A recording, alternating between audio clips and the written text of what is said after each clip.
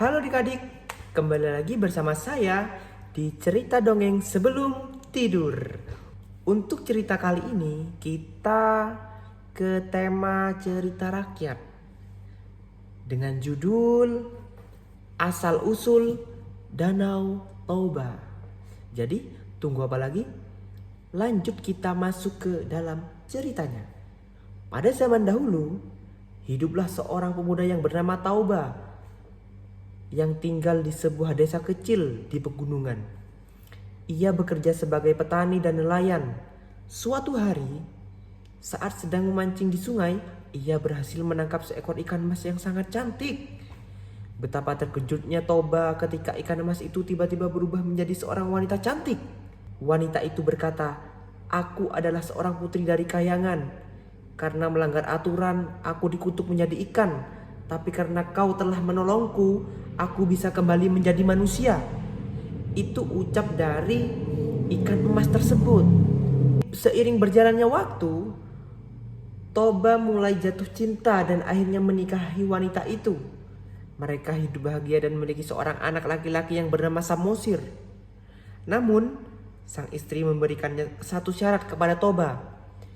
"Jangan pernah memberitahuku siapapun aku, termasuk anakku, bahwa aku berasal dari ikan," kata si wanita tersebut.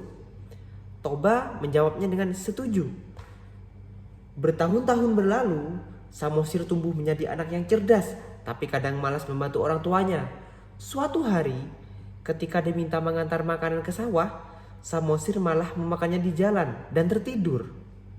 Toba yang marah besar akhirnya memarahi anaknya dan tanpa sadar, dan ia berkata, "Dasar anak ikan." Mendengar itu, Samosir menangis dan berlari pulang. Ibunya sangat sedih dan kecewa karena suaminya melanggar janji. Seketika itu langit menjadi gelap, hujan turun deras dan petir menyambar. Sang ibu membawa Samosir pergi dan tiba-tiba air meluap dari tanah membanjiri desa. Desa itu tenggelam dan membentuk danau yang sangat besar. Danau itu kemudian dinamakan Danau Toba. Dan di tengahnya ada sebuah pulau yang dinamakan dengan Pulau Samosir, tempat anak mereka terakhir kali terlihat. Nah, jadi itulah cerita pendek, cerita dongeng sebelum tidur kali ini. Untuk pesan moralnya, jagalah janji karena janji adalah tanggung jawab. Dan jangan berkata kasar ketika sedang marah, karena kata-kata bisa melukai lebih dalam daripada luka fisik. Nah, jadi buat adik-adik, jaga lisan adik-adik ya. Jangan sampai berkata kasar, terutama kepada orang tua adik-adik ya. Jadi segitu aja cerita dongeng sebelum tidur kali ini. Dan kita lanjut besok cerita dongeng selanjutnya. Dan sampai jumpa kembali, dan jangan lupa subscribe, like, dan komen. Dan jangan lupa di share-share ke teman-teman adik semua. Oke? Dadah.